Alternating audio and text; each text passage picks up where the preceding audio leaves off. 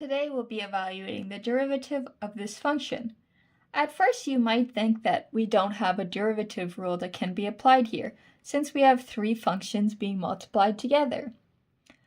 But really, we know that the product rule can be used whenever you have two functions multiplied together.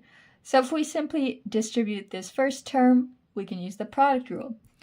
So doing that would give x to the 5/2 minus 3 times x to the 3/2 plus x to the 1/2 times x minus 1. We know the product rule says any function with the form u times v, you can find the derivative as the derivative of the first function times the second plus the first times the derivative of the second.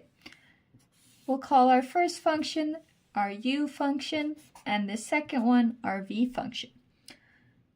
Therefore, y prime is equal to 5/2 times x to the 3/2 minus 9/2 times x to the 1/2 plus 1/2 times x to the negative 1/2 times x minus 1.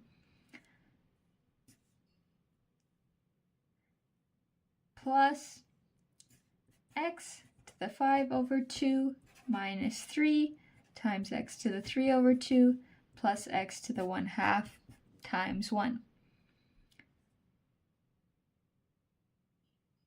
When we multiply this out, we get 7/2 times x to the 5/2 minus 5/2 times x to the 3/2 minus 9/2 times x to the 3/2 minus 9/2 times x to the 1/2 plus 1/2 x to the 1/2 minus 1/2 x to the negative 1/2.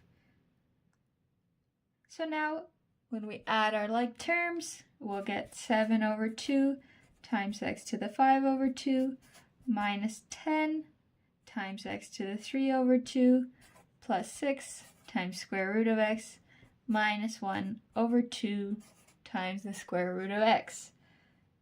So this right here is our final answer.